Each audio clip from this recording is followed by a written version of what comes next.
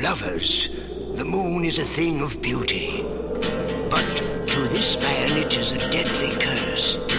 When the moon is full, this miserable wretch turns into a hairy, snarling half-man, half-beast. Prowls the night, his fangs thirsty for human blood.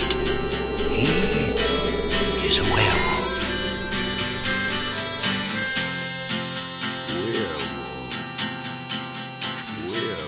Hello and welcome to the Werewolf by Night podcast, the show where we talk about Marvel's #1 lycanthrope, Jack Russell, aka the Werewolf, aka the Beast, aka the Shaggy One, aka Russell Jackson. I'm your co-host, Matt Howell.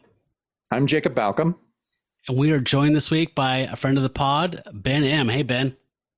Hello. Thanks for coming back. Oh, it's my pleasure. I'm excited to spend my evening chatting about this comic with you guys. Now, Ben, I think you were, the last time you were on was on the first season, correct? And then, but we haven't had you on since you were the winner of the cocktail contest. You are the inventor of the Romita Alteration. The alterer of the Romita Alteration, yes. Yes. And I hope that's #1 on your resume now. Oh, I really should add that. That's a great, everything else. Yeah. What else would you have on your epitaph? What else have you done? Honestly. No, this is greater than children, greater than a career, all your accomplishments. No, this is it. Yep. You made a perfect drink.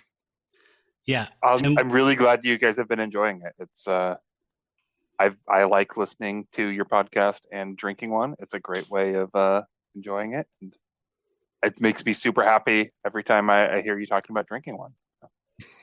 Hopefully the cool weather comes back and it is time for them again. More of a fall winter drink. Definitely.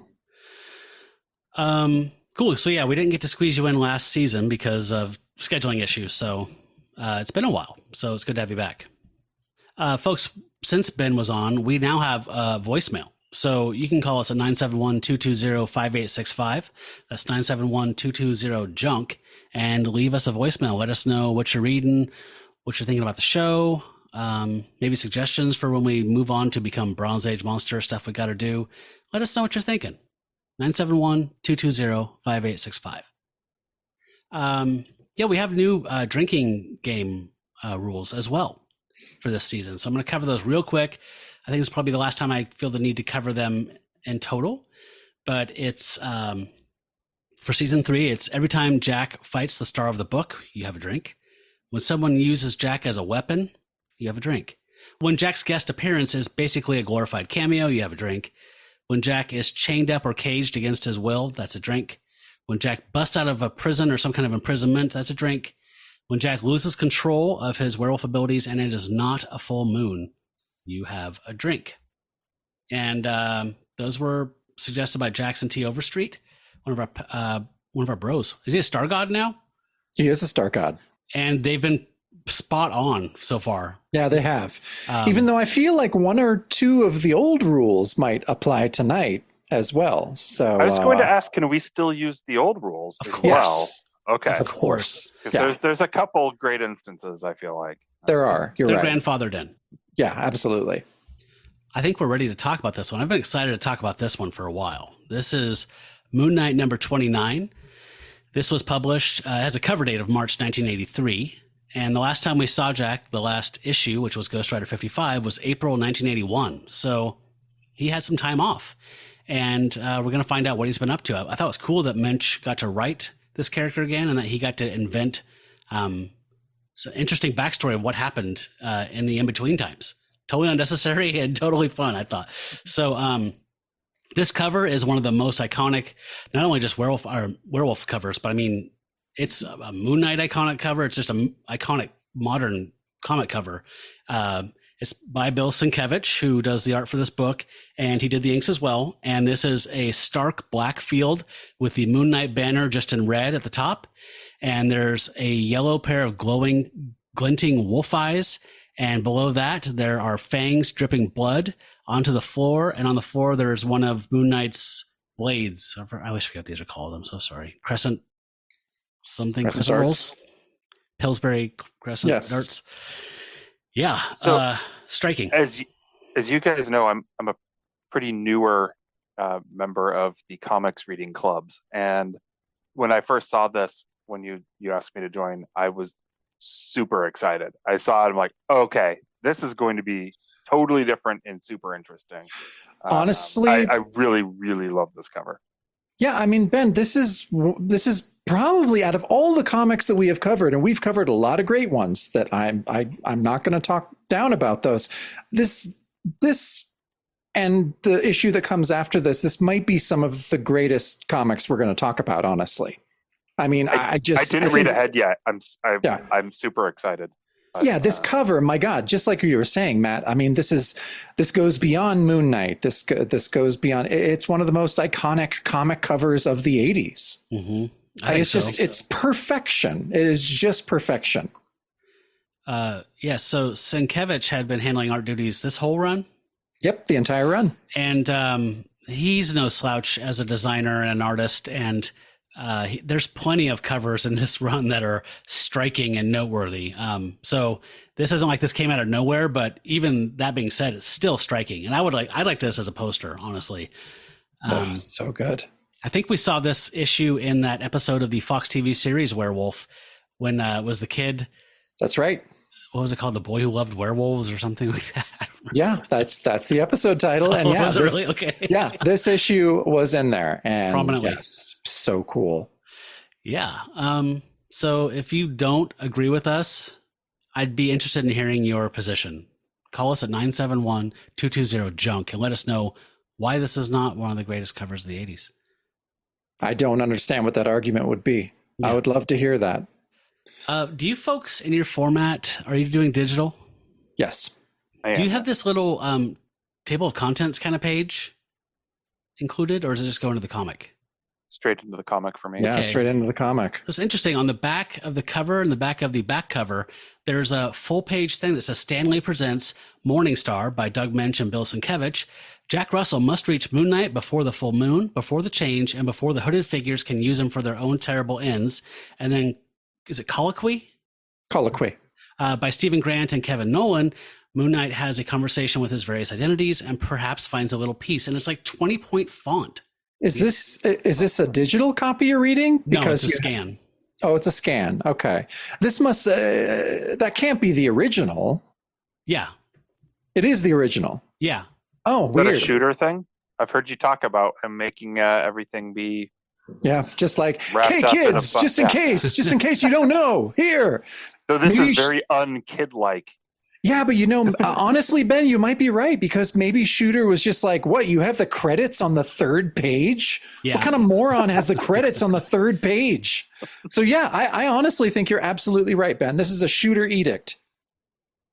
You say that like it's like you're part of the House on American Activities Committee or something. I basically am. Communist.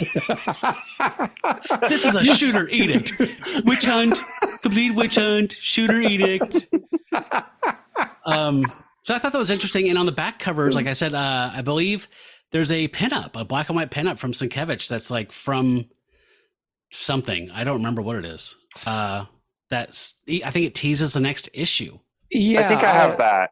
I have that as well. Well, actually, if you get the third Werewolf by Night collection, I think some of those are in there because these issues are in there as well. Okay, that's what I'm reading. Is a digital copy of the third collection? Yeah. Okay. Cool. So I am. I think we gushed enough there about the cover. If you want to dive in, Jacob, I'm super excited to talk about this one. Yeah, I can't wait. So. Oh man, like this opening page, I mean, it just kind of shows you, it just gives you a little tease of what we're in for. And fuck, like the top panel is this gorgeous rendering of a rail yard at night. And the opening narration reads, "It has been said that the train, outmoded though it may be, functions as the nation's lifeline. But here's something else that's been said. As a viable mode of transport, the nation's once mighty rail system is dying a painfully slow death. Take your pick, then decide where that leaves the nation. Or consider this, here, in the twilight of an Omaha freight yard, long lines of trains merely slumber. Reassuring? Nope, because the peace of sleep is easily shattered." And then at the bottom panel, we get a familiar figure running towards us, and there's a bunch of kind of like hooded men chasing after him, saying, "Get him!" And yeah, I mean, shit. I mean, we're going to be talking about Sienkiewicz and his style, just all issue. But I don't know why that panel of the train yard really got to me. Like, it's just, there's something about it. I don't know. I mean, I know it's really dark. I know, but it's just, he perfectly draws night for some reason. I thought it really set a tone, right? Mm-hmm. Just opening it and flipping to the next page and looking at this like, oh, this is not the last Werewolf by Night I read, right? This is something different. And just that you're right, that first panel just really sets that tone of like, okay, it's big, it's despairing, it's dark, it's scary, and it kind of continues going on. And I really, really liked this opening page. So I thought it set the tone for the whole thing really well. I agree, Ben. It sets the tone. And Jacob, like you were saying, to me, there's a verisimilitude in this that makes this, it really sets you in here. Like, how many stories have we seen of Jack where the sun is setting and he's like, I'm going to become a werewolf soon, essentially in the narration. And it's like, a big red semicircle hitting a horizon. And it's just like, oh, yep. This feels like a real physical place. It has weight and shadow. There's this purple and orange, like that's what actual Twilight looks like this purple and orange playing off of all these cars in this freight yard. In the far distance, the sky is purple orange. Like, it looks actually like night looks as it's starting to come up. Okay, thank you for saying that. I thought that maybe like the first time that I read this, I was really stoned or something, because I was just like, that's what night is. I started shedding a tear. I was just like, I've never seen night before. No, I think it's absolutely gorgeous. This, my question was actually, is this a treated photo? Is he working over? This looks like a reference photo. It's too good. That's the thing, with Sienkiewicz, you never know. I mean, he uses everything. He mixes stuff up, right? Yeah, he's truly mixed media. I don't know if he's gotten completely where he'll be later on. We'll talk about that a little later on. But yeah, I think you're right. I think this may be a treated reference photo. Well, it doesn't take away from its effectiveness or the Oh impressiveness my God, no. Yeah, it kind of world builds at the same time, right? Yep. Just with one or two quick panel, or not quick, I'm sure they took him forever, but like 2 panels, it just like sets the world, sets the tone. Yeah, you guys I like the flashlights too. I thought that was great. Those are flashlights? I thought they were shooting at him. I was going to say, Jacob, how did you miss the fact that they're actually firing and he's like running between crossfire? Are those flashlights? I took them as flashlights, but it could be their weird tri-guns. Yeah, they're freaky. They're freaky guns. Yeah, they're Kirby guns. Which looks so weird with Sienkiewicz drawing them, because they look like, again, everything has weight and feels gritty and like very real. So when you see a weird weapon that would not exist in our world, it just cognitive break where it just it makes you feel uneasy. Yeah. And there's like a sinister quality to a lot of his shadows and his blacks and the way he renders stuff, where it's like, this shouldn't look this real because it's upsetting. What the subject is kind of upsetting, or it shifts your worldview. Well, I think that's such a perfect way of describing Sienkiewicz's style. Like this is fucking alchemy. Like this is magic somehow. It's so weird. I have a question between that top panel and the bottom one.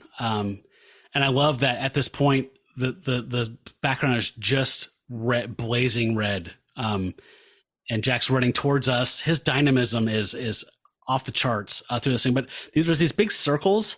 They're on the left and in the middle. Are those track railway signals? That's signals? What I assumed. Yeah, that's what I thought. The way they kind of too. come out of the panel. I thought. Yeah. Okay. I was just wondering if like he was doing like disembodied barrels of their weird tri-guns, like just kind of shoving the threat in our face, or if it was just railway signals. But it's probably signals. Okay.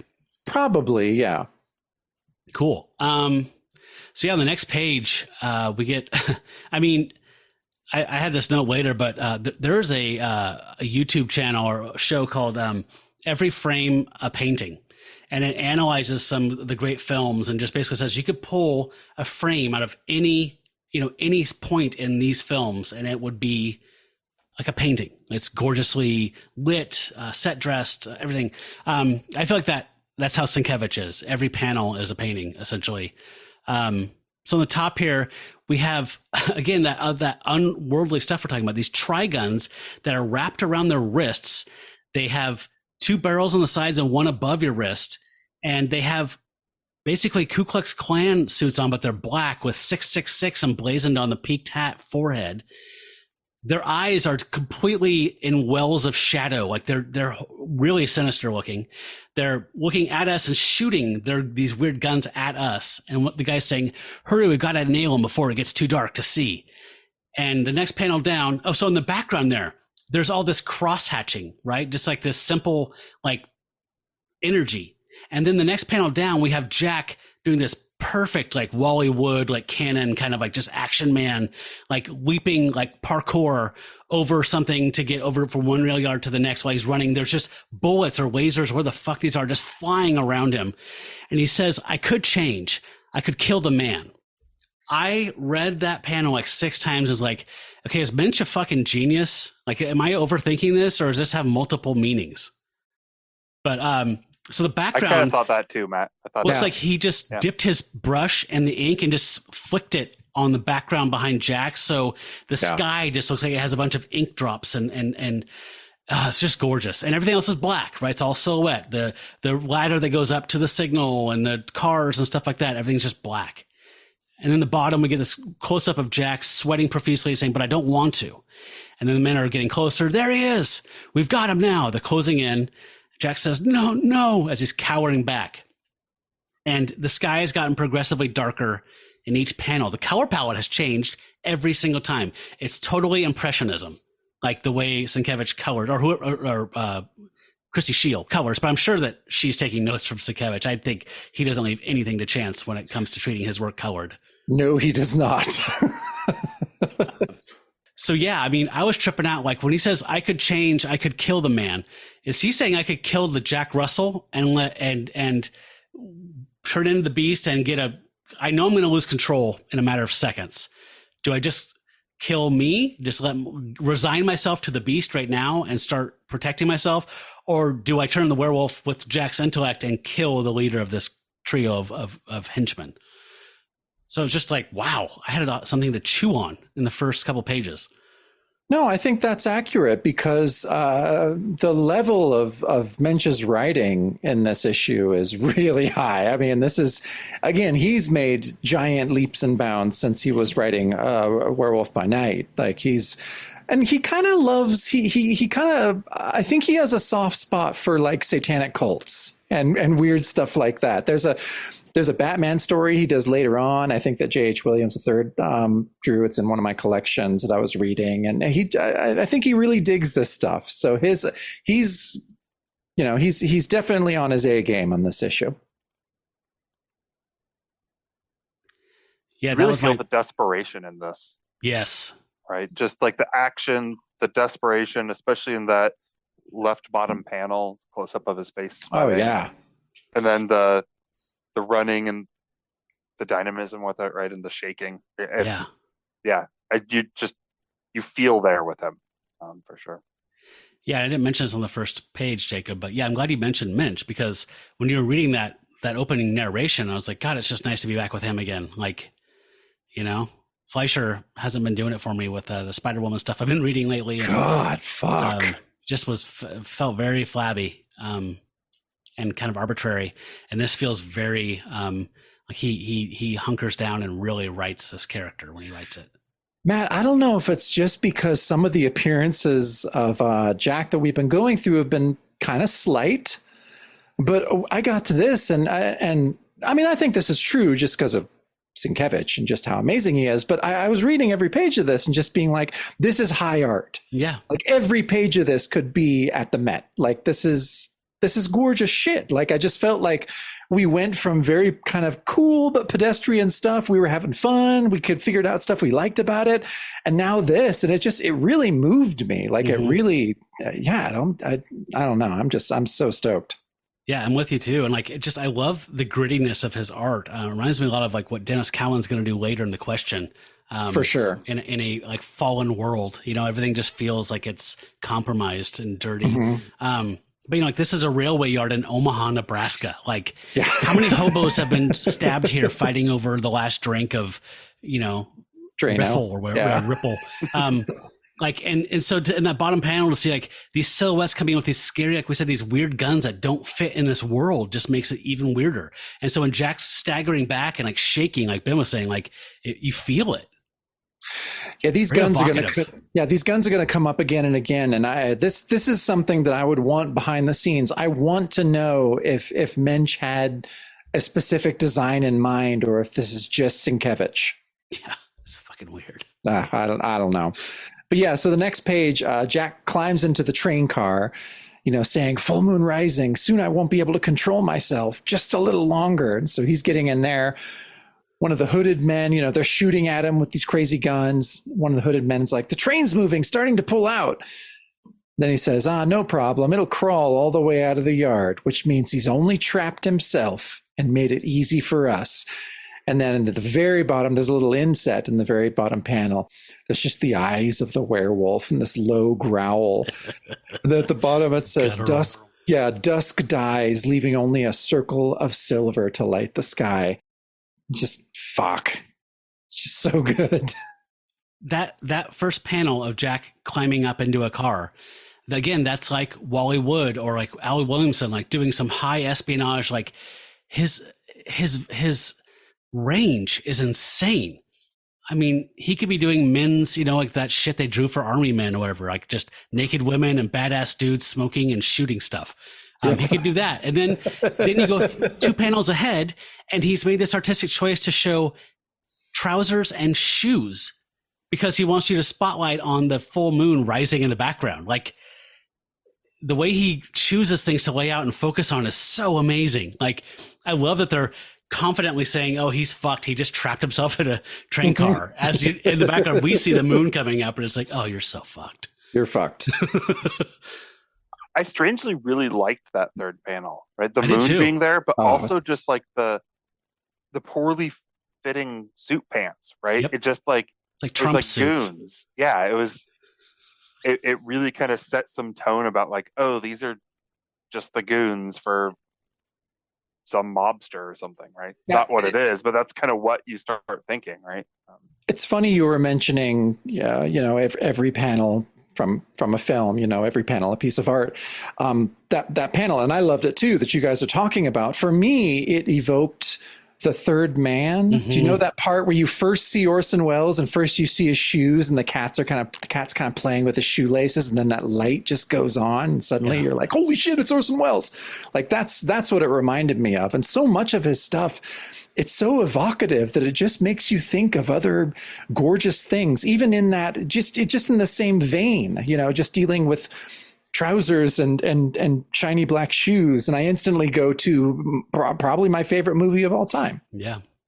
It's just the level of artistry here is insane. And I feel like Sienkiewicz has studied film noir or like some of the masters of the 40s and 50s cinema to like get some of his choices, because he has an eye that is remarkably different than the average person, especially in 1981. Crazy. 82. Yeah, it's 82. When this came out, it was pulled late. Yeah, I think this issue was released in November crossed of over the 82. calendar. Yeah. Yeah, we haven't even talked about that. I mean, like, because we see Jack in the shadow changing into the werewolf, we just kind of just glanced over another goddamn frameable panel of these peaked hat dudes, like, kind of poking their heads into a train car. They're cast in blue shadow and black, and there's a red car. I mean, everything's so striking. It's an off balance. Like, there's a wabi-sabi thing going on. Like, it's just everything he does is like that. I'm sure people are turning this podcast off at this point, like saying, I'll get back when these guys come. Well, I'm going to be coming every page. So, okay. So I have the fortune of having this 2-page spread, which is absolutely gorgeous. The top 2/3 of the page that spread across 2 pages are a big panel from Jack or the werewolf's point of view as his furry hand reaches out and grabs one of these cult members by the throat. The full moon looms in the background. And we got something that was, again, I said this at the first issue of the season, was like, when it said first night, I was like, Chewie, we're home. It's that same thing. Every time it gets me. First night, darkness and the moon conspired with an ancient curse to answer my prayers and to give me what I needed. From the shadows of the boxcar, I reached out, seized the first man, and squeezed. And this dude's face, like he's making like kissy face because he's getting squeezed so hard. He's just like exhaling uncontrollably, blood squirting out of his mouth. And then it spreads over to the next page. Again, this is a big spread. It says, he was surprised. More blood squirting out on this side of the page. I felt my talons flex under the pressure, then puncture his flesh. Blood spurted. Okay, so I was thinking about that. Like, his claws are pressing against a resistant material, human skin. He can feel his talons kind of giving, and then he gives just enough pressure where he can feel them go through skin. Yeah. And now he's inside this man's body. Oh, my God. Lynch's writing is sick in this. Yeah. I bared my fangs and almost howled, but not yet. Not yet. So on the bottom of the page with this big, broad white panel, which is mostly text, says, true, I'd become the werewolf again, and all awareness of my human identity as Jack Russell had gone the way of my flesh. Still, I was cunning. Soon, the hated man would be dead, but I knew there were 3 of them, plenty of time to howl, so I snarled instead. Then we get this big picture on the bottom right of Sienkiewicz's very unique, almost like fox-like werewolf that he does, this anthropomorphic wolf just opening its mouth and snarling at us, the viewer. I know some people aren't the biggest fans of the way that his design for the werewolf. I don't care.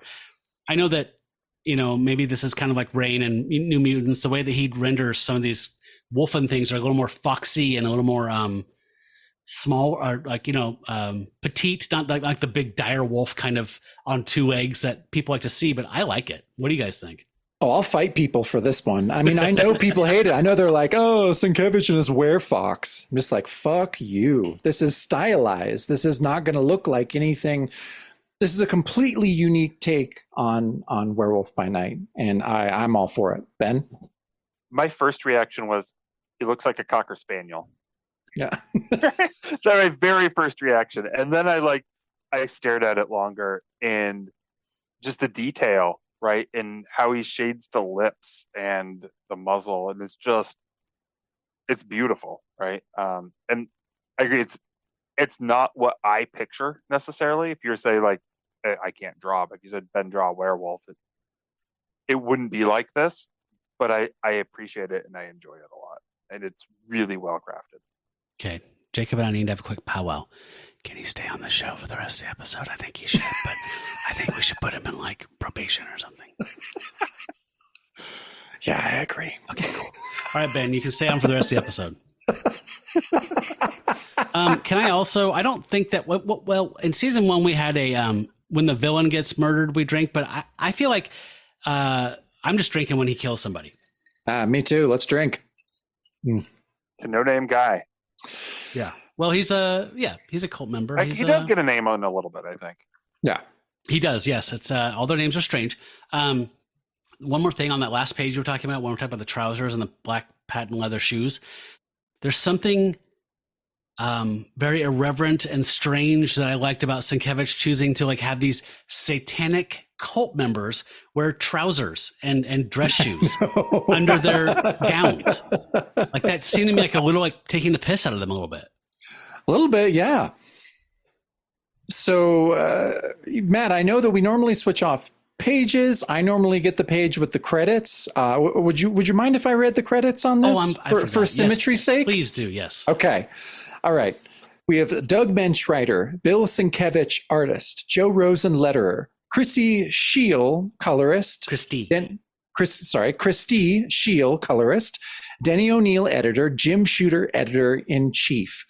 So yeah, Matt, like we've talked about, it is a fucking warm bath getting Doug Moench again. We know him very well on this show. We've read many, many comics that he's written, and he's kept pretty damn busy since Werewolf by Night ended.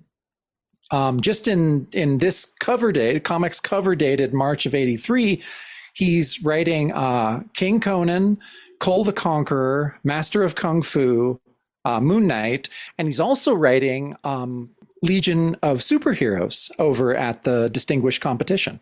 Were they cool with that back then? They didn't have exclusives? No, by the time this happened, yeah, you know, people like Neil Adams kind of paved the way in the 70s for that, where he's just like, I'm going to work wherever the fuck you want. I want to, and I'm Neil Adams, so you're just going to let me. And so if you don't let me, I'm gone. So yeah, so I think that, yeah, I mean, I feel like, and Moench is so prolific, it would be silly for him not to work a ton. So yeah, I think it's a little more relaxed at this time. And well, let's just talk a little bit about Bill Sienkiewicz. So he started out in comics in February of '79, penciling the Moon Knight backup stories in the Hulk magazine. And speaking of Neil Adams, he was nearly a Neil Adams clone almost when he first started out. I thought that Rampaging Hulk backup, I thought that was Neil Adams the first time I know. Yeah, and I mean, I think it's a total compliment, of course, but he started out, just kind of being almost a Neil Adams copyist in a way. And, but ever since then, he just starts evolving. But after that, he mostly did covers, a few issues here and there until the start of this Moon Knight run. And then he just kind of exploded, especially around this period, I feel. And from here, he's going to go on to do just an insane run on the New Mutants, like just some of the greatest stuff that's ever been done. Elektra Assassin, another thing that is just considered one of the greatest comics of all time. You know, he's gone on to work with just about every great writer there is. His style in the 80s kind of grew to incorporate mixed media, collage, oil painting, and just like a bunch of shit that honestly had never been done before. Like his New Mutants work, that was the first thing that I had seen of his. When I was a kid, I picked up On the Stands, I think the second issue in the Demon Bear run. And oh my fucking God, like I just never seen anything. I still have never seen anything like that. And so, yeah, I mean, just to be able to go through one of his issues, is a delight to me. I know I haven't been hiding that these few pages, but yeah, he's one of my favorite artists. I actually really like the shit he did with Alan Moore, Big Numbers, and he did this what was it called? Like Brought to Light, I think, which was about the CIA that Alan Moore had written. This is when a bunch of stuff was being declassified in the 80s, and so Alan Moore wrote this kind of expose on the CIA a little bit, and Sienkiewicz drew that. They worked on Big Numbers, which is insane, and only lasted, I think, like 2 or 3 issues. It's one of the published these. Predates Alan Moore's imprint, right? Yeah, oh, definitely. Yeah. So this is just indie. I can't exactly remember. I mean, I remember that like Sienkiewicz went on to do these card series. Like I have the card series that was released by Eclipse, I think, did the cards. I have the JFK assassination ones, and it's like 35 cards that are fucking paintings of every weird little figure in the JFK assassination. Just as cool as shit. So yeah, I'm gonna stop freaking out. So we can go to the next page. Sienkiewicz is an American, right? Yeah. I think he was born in. I thought he was born in like New York. Okay. To Polish immigrant parents, if I'm correct. I just like that when he got onto Twitter, he phonetically spelled his name out in his bio, because that ended decades of people arguing about how to say his name. Oh yeah, and I still hear people mispronounce it all the time. But I love, even on his Instagram too, it's Sienkiewicz. You know, the Kev's in all caps, so you know where to put that accent. It's extremely helpful, because yes, his name would be difficult to pronounce if you didn't know. Yeah, definitely. I feel like, you know, I there's a hard way of wording it that doesn't sound insulting, but it's like there's no way to say it nice. So he's not just a comic artist, he's an artist, right? Like you were saying, he started doing mixed media. That is not to denigrate people who only work in the medium of comics, even who only work in the medium of superhero comics and the big two. They're absolute masters of their craft in their own ways. But I'm just being like when he started bringing in the mixed media, and he started doing these impressionistic things and expressive things. Like I remember like what was that thing Marvel did for a while, and it's like a side imprint, like power line or shadow line. It's like Dr. Zero, and they didn't go very long, but it was like this like secondary world they were building that was all based on some type of demonic energy that got released in this like side world. Huh. Basically it sounded like kind of New Universe, but like for older readers. Okay. But anyway, yeah, sorry. Complete sideline. Okay, so yes, I have this next page. So on the next page, Jack just kind of tears into this guy.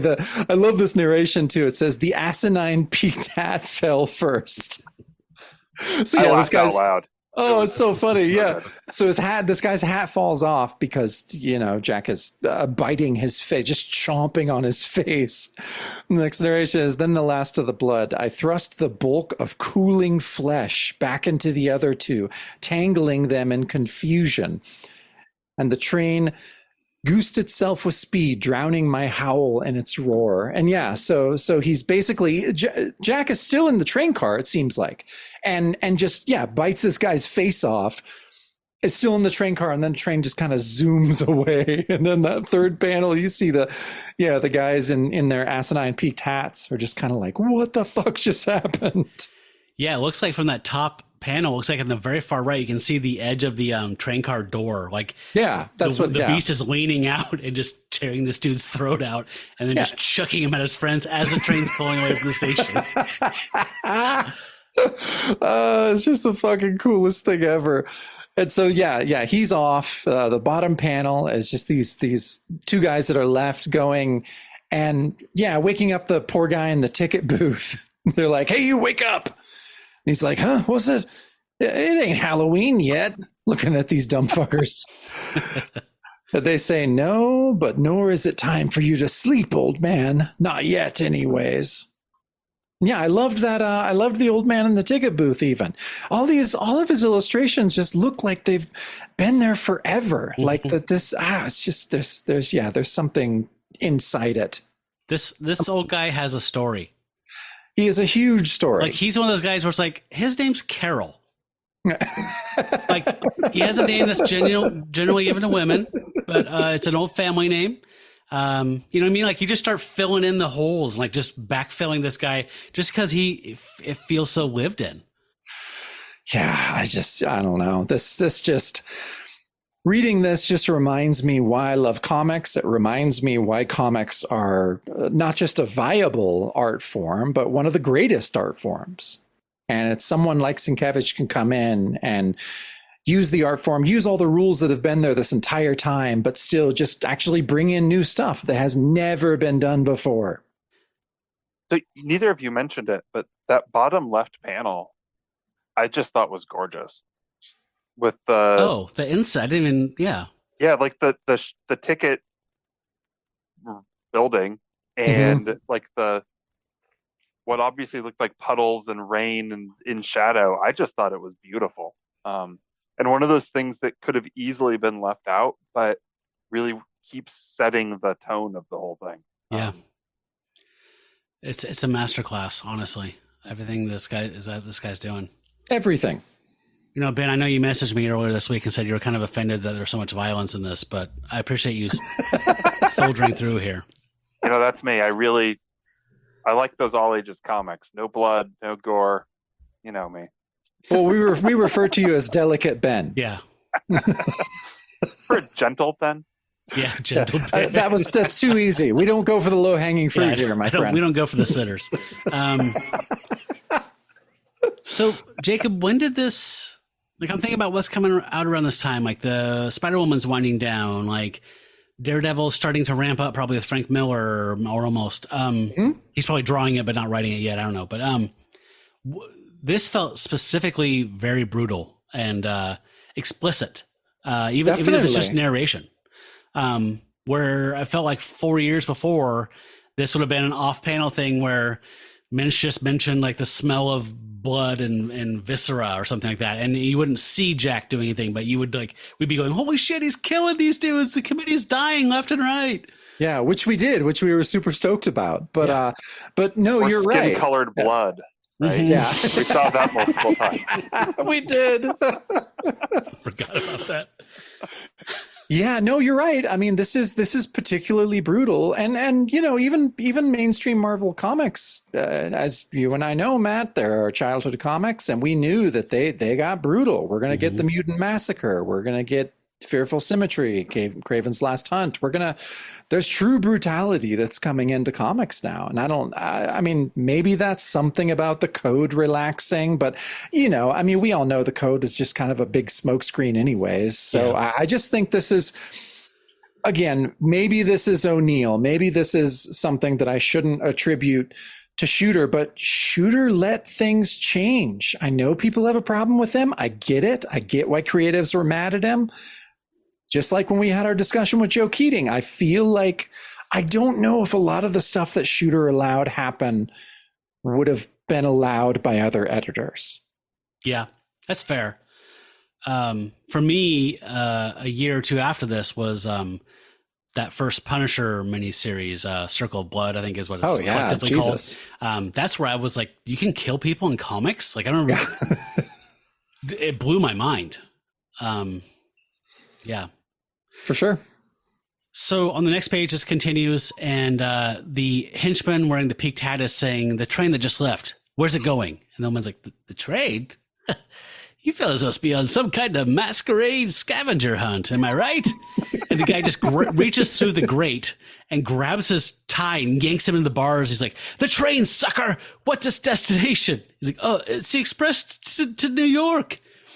And so they're referencing, like, you're going to I'll personally see that you get all the sleep you can handle, because he was snoozing before they approached the ticket booth. He says, but first, Asmodeus, get on the horn to Morning Star. And we cut away to it's like a mission style Southern California, right? Like hacienda. Mm-hmm. Okay.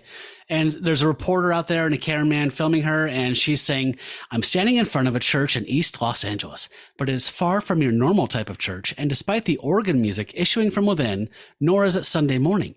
Night has just fallen and a mass for Satan has begun. And we get this inset close up on her, talking about the leader of this church, the man behind it all, the man who has been branded a living demon by angry neighboring residents, and who is the self-professed commander of Satan's new army on earth, is even now leading his congregation in a blasphemy of Christian prayer. His name is Skylar Belial, and he calls himself the Morning Star. Okay, so I mentioned this. My note was on this page, which I mentioned earlier, was that this echoes, particularly like the reporter and all this kind of stuff, and the art was very much O'Neill Cowan's question to me. For sure. Which, you know, Moon Knight had to have influenced that. I don't know Cowan's work prior to that, but I feel like it had to have weighed in on this. But yeah, I love. I had to ask you guys how you say this guy's name, because it's Schuyler or something like that, and I was like, I don't know how to say it. The internet says it's Skylar, and you guys agreed we can call it that. Mm-hmm. So my first thought was, you know, that's a name that is like Dutch, I think.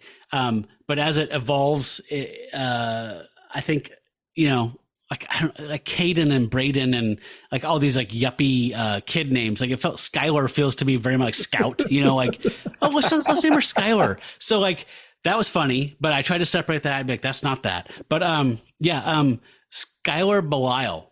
Like, what did you expect your kid to grow up to be when you're like, oh, let's name him Skylar Belial? You're going to a Church of Satan, aren't you? Yeah, I'm done. So this was 82 was my birth year. So I didn't know much from this time period. You're a gross old dude officially now. Yeah, super old. Welcome to the ranks, my child. So was this the height of the Satanic Panic? No, it was ramping up at this point still. Okay, just kind of starting. I think that, like Jacob was saying, Moench was interested in this stuff via probably Crowley up through like Manson. I think Moench was just into this weird occultism. But he's probably more hardwired in than the average American was at this point. Yeah, I mean, the Satanic Panic definitely started late 60s, early 70s, but it was kind of like fun and just titillating for a while. Yeah. And then as the 80s went on, then it was like, oh, we need to throw every kid that plays Dungeons and Dragons in jail because they're a serial killer. I was going to say Dungeons and Dragons. Yeah, then it's not fun anymore. Yeah, at this time, Dungeons and Dragons was being demonized because of a couple isolated things. One was completely unrelated.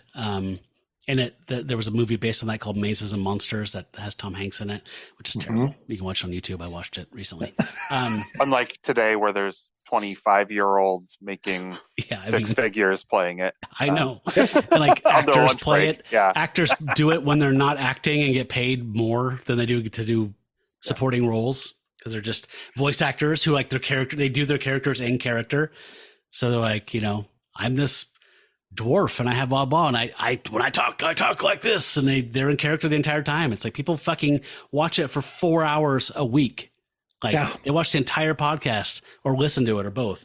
But that's you know, we have to acknowledge progress when it is made, because it is rarely made I'm not anymore. bitching. No, I'm saying how fucking cool. Like, you know, like, super cool. I still hear people saying shit about video games, and it's like, you realize video games are a bigger industry than Hollywood right now, right? They make like 3 times as much as Hollywood. It's not fucking people, pimply dudes playing Ms. Pac-Man. Like, it's 40 years has passed. It's an industry. Yeah. Yeah, no, exactly. Yeah. Even though, guys, I got to say, when I read the reporter's speech, when I read her speech, and she said that, you know, it's far from your normal type of church, despite the organ music. And for me, I had the organ music that was playing in this in my head. In-A-Gadda-Da-Vida. It's In-A-Gadda-Da-Vida from The Simpsons. It absolutely is. It was. That's all I could hear. I know you do. I was like, Matt's going to get this before I even say it. And you did. That's all I could hear is Mrs. Glick or whatever playing the organ for 17 minutes and collapsing on it. Yeah. Made me so happy. You've got a great fucking page here, brother. Oh my God, this page. Okay. So on this page, so now we're inside the church and we see this Mr. Are we saying Belial? Everyone calls him by his last name. So yeah, Belial. Belial. But that's what I always hear it as. That's what I hear it as. It's called Belial. Yeah. Yeah. So it's Belial preaching about Satan being the brightest star in heaven until he was cast out to hell. But then he's like, he is now ready to make the ascent again with blood in his eyes, ready to lead us, his followers, to the promised day of Armageddon, to the final assault on the hated enemy. And so, yeah, the top panel is him kind of with his arms outstretched, doing a normal kind of, you know, preacher move. Then that second panel is just the weird silhouettes of all these peaked hats, but it looks like a mountain range or something, just with, and all you can see in their costumes and their outfits is just the 666 in red, like on all of them. And then I don't even know how to fucking explain this bottom panel. Like, it's so gorgeous. It's almost like looking up at Belial as he's saying, like, and I, Skylar Belial, the morning star, have been chosen as his emissary, his surrogate here on earth. And so he's saying, indeed, I shall produce the very beast of the apocalypse. So this is why we're kind of figuring out this is why he's having his guys go after it, because, you know, he wants Jack as the beast of the apocalypse. But okay, so this guy's face, so we're kind of looking up at him almost like a profile, but below him. The camera angle is so cool on this, like, but it's almost something this is why comics can be greater than film in a ways, because this would be a hard shot to get in a film, right? Like, just in this complete angle, and I don't know, that would be difficult. There's a permanence that you have control over as the reader of a comic book, that you control how much time you see an image. So if this were this guy looks to me like Anthony Hopkins, like around Magic, like that era, like late 70s Anthony Hopkins. But like this is close up and he's got his mouth open. He has that gross Trump, like anus mouth where he's just like, you know, like it looks like a prolapsed anus coming out, and he's just screaming and shouting and glowering. And it's like, if this were a camera angle of Anthony Hopkins in 1980, in that same exact framing, he'd be saying stuff and he'd be seeing stuff and he'd be focusing on his words. Here, it's a snapshot and your eyes rest on it. And as long as you want to see it, that's what you take in. So Sienkiewicz gets to control your exposure to this. And you do too, as the reader. That's what's so cool about comics. That's why I think comics are the ultimate art form, personally. Fully agree. Of course, no surprise. But and here's when Sienkiewicz can just do amazing stuff, because there's this incredible rendering of this guy. And then in the bottom right-hand part of the screen, it's almost just like he let the ink run down on the page, whether he meant to do it or not, or somehow incorporated that in. But fuck, it's so cool. Yeah. I stared at that part for quite a while, because it's really interesting. Just, you're right, the angle. But then I was trying to decide, is that black swipe with the dripping ink, is it trying to say something more? Like, is it like showing forward? I haven't read forward, but like, is he decapitated later? Like, I was trying to like foreshadowing read into it, right? Is there some sort of foreshadowing there, right? Is it, because it's very purposeful, I think, right? That just the angle kind of across the throat even is just really interesting. Yeah, I'm not Jacob sure. disagrees. He's staring at it. I definitely no. I agree, but I think with Sienkiewicz, he's the style and stylized is so much a part of his aesthetic, and so yeah, I just think it's another one. But also in the way that he uses mixed media and the way that he uses other stuff, it calls attention to the media. Like you realize that this is a drawing on a board with ink, like, and that's a deliberate choice. And that's the genius way of how he uses these mixed media. And I think this is a good example of that. I think he's showing us his process. I feel 100%. I feel like Sienkiewicz got to where he said, everything from here on to the bottom right corner of the page is this guy's cloak. And he did the first big swipe with a big brush and said, I got the swagger. I don't need to fill this in. And I can even let these people see that I chose not to fill this in. Like, it feels like he's playing with the medium and just saying like, no, you get it. I'm even going to add a little extra ink here so it drips down to let you show that I chose to do this. And this is just an intentional, I'm progressive. This is progress. This is, I've never seen much like this before, Closest I've seen is something like this. Cuckoo was like Steranko or something. Like, I mean, I can't even think of something that's like this. Really? Yeah. I think maybe Steranko, to where he showed you the medium as he conquered the medium. And I feel like, Sienkiewicz does it, but does it like 1,000 times better. Yeah. Like, like in a MoMA way. Yeah. Like all this stuff could be in a museum and should be. Should be. Sorry, you read that last word balloon, right? You promised you produce the beast tonight? No, I did not. Okay, so sorry. we have a balloon off panel, a voice off panel is saying, you promised you'd produce the beast tonight. That's what we came for. Where is he? Like, now I'm even like wondering, like, was he choosing, like, this is a voice of dissent coming out of like this church, this thing where normally everyone's in lockstep with each other and all in belief.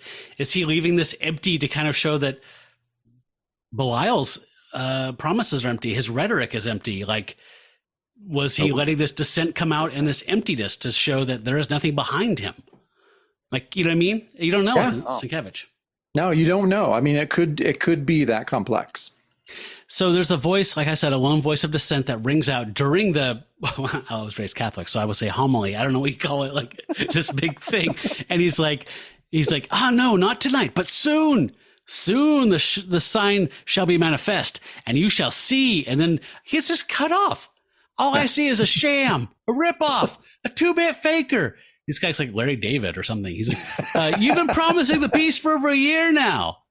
Pretty weak. Either put up Belial or shut up.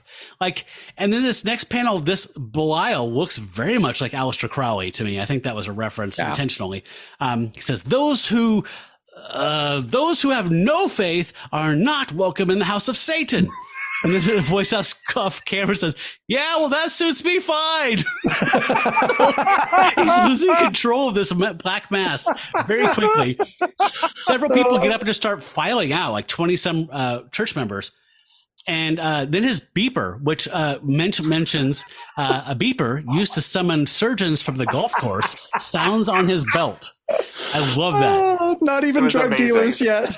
And this, so he says, he's feeling like, oh God, I got a call. Hear me, the work of the master summons me. At our next service, I will present the sign for which we have all waited. And he just ducks back inside, like, yeah. Hey, Morningstar here. What is it, Asmodeus? And the guy, Asmodeus says, Chaldor's dead. And then we cut back to Omaha, and we see the train car guy. He's dead in his rocking chair, this ticket salesman. And in the background, we just see silhouettes of the 2 remaining cult members saying, "We lost the beast on a train, going to New York." And then Skylar Belial says, "Then return to LA at once. We leave on the plane tonight." I was like, wait a minute. They're in Omaha, Nebraska. He wants them to come back to LA to fly to New York to intercept the werewolf? Okay, whatever. I had some problems there too. It's like, yeah, do they have a plane? Why don't they just meet together? Well, they do have a plane. They're on a private plane later. So yeah. They're church, so they're not taxed. So they definitely have a plane. No. Yeah, they absolutely have a plane. My main takeaway from this was like, I love seeing that first panel, the side shot of Belial, where we see some detail, like a red, like curlicue of like tentacly kind of Lovecraftian. So it's like, oh, there's a little more detail than Sienkiewicz chose to show us before. Just like all the little finery and bullshit of any religion. Yep. And I also like that, for me, I was just like, holy shit, like usually in a cult, aren't people either an absolute like sway under like the leader or scared of them? Like they don't give a shit about Belial. Like they're very happy to like stand up and say, "No, fuck you. You're full of shit." Well, to me, it seemed like, and I think some of them have said this, they're just like, dude, you've been saying this for months. Right. You've been saying like, you're going to produce the beast. Armageddon's going to come. And so I feel like they've just reached their breaking point to where they're like, you know what? Fuck you. I don't think you know what you're talking about. Yeah. I mean, like normally that's where you just would say, okay, I have brownies I made for everybody. Everybody eat your special brownies and put your special shoes on and lay down your special cot. Like, yeah. You just cut bait and run. I did love that heckler, though. Like, I know. It was great. So good. Oh, man. Yeah, doing the chat and cut. You're just doing the chat and cut. I can see this. So this page and so many of these pages. So today, Matt, I went and was taking screenshots of panels for our social media feeds, and I thought it was so cool. I was just like, wow, Sienkiewicz is one of the hardest guys to take screenshots of panels in a square format for Instagram. I'm like, that just does not work with his shit. Yeah. Like, it's very hard to do, which means he's a genius, basically. Yeah. He plays with the medium every way you can. Yeah, every possible way. So, okay, on the next page, outside the church, the reporter confronts him saying like, "Mr. Belial, a question, please. Do you really believe in Satan?" And my favorite line of the whole comic, he says, "Woman, I have spoken with Satan." It's like Kenneth Copeland or any one of those mega church pastors now, right? Oh man, it's so good. And then the second panel, he's really has Crawley vibes again. And he says, "And he has chosen me from all others to lead the way to doom and destruction for all who do not believe in him." And this reporter has on the next panel kind of has a concerned face, and she's like, and there you have it. The words of Skylar Belial, the Morning Star himself. This is Sheena Quinn from KXY TV News. Well, the previous panel to that, I mean, like she's in the foreground just going, I see. Yeah. She looks fucking horrified. Oh, man. Yeah, she does not dig this assignment. She wants to go back to the cat fashion show right away because this sucks. So then I love this next panel. We kind of cut to it says later, a private jet cuts through the dark sky eastward. And I love that it's on almost like weird, like Zipatone in the background on that one. Like it's another trick that Sienkiewicz is going to throw into the mix. And yeah, our cult members are on this flight. They're talking about that Jack Russell got away, that he is the beast, the master's instrument of apocalypse here on Earth. and he is mine. He says, besides, if he does not go all the way to New York, we can always track him using our usual method. So we kind of realize there might be something to them always being able to find Jack. I follow the Church of Satan on all social media. I'm a total supporter of them. I think that they're great about free speech. If you haven't seen the documentary Hail Satan, I highly recommend it. Great. You know, this is a church that does stuff like whenever they want to put up the 10 Commandments outside of a courtroom, they just say, fine, but you have to put up this goat-headed deity as well because we're all equal, right? You know, people call them stunts, but I mean, it really is important work for separation of church and state. You know, there is no blood drinking, there's no violence, there's nothing like that. I mean, it's more of just a philosophical position than anything else. So yeah, if you haven't seen Hail Satan yet, I highly recommend that documentary from like 2 years ago. Yeah, so this does not represent the Church of Satan, so I'm trying to say, I'm trying to stick up for them. No, it doesn't. I mean, yeah, you're right. I mean, the Church of Satan is so benign and philosophical, but has been, you know, demonized so much, and is just, you know, it's a dog whistle. It's just Christians being scared of imaginary shit, which is what being a Christian is. Their main function seems to be being activists who point out that this is not, in its founding, a Christian nation. So every time you do an after-school church group in this public school, we're going to file for an after-school Satanist club every time, because you have to see, it's important to remind people that we are not a Christian nation. Yeah. No matter what fat people at Walmart fucking think. Yeah. Well, I think we need to be reminded about that every day recently. I agree 100%. So, yeah. Yeah. So very clearly, if it wasn't clear before, like Jacob did reference this, but they're saying that Jack is the key to creating the end of times. So he is a weapon or a tool. So I'm drinking to that. Drink to that. I think we lost Ben there. You still on board, Ben? I got it. I'm drinking. I'm here. So on the next page, we get the heading that says New York 1 month later, which is convenient in a werewolf book because we know there's another full moon. And this is it Gina's Diner? Yep. Her name? So we get some familiar characters here. Jake Lockley, which is one of Moon Knight's personas, comes in, and his friend Crawley. If you don't know Moon Knight, you'll be a little bit lost here in some of this, but not too much. Crawley is this shamanic, weird bum guy. Sometimes they show him with flies around him, like pig pens. Sometimes they give him a little more dignity and just have him sit in a coffee shop. It depends on the writer. Here he's wearing a fedora and has long white hair, and he looks like, well, he has flies around him in the second panel, so I take that back. There's flies.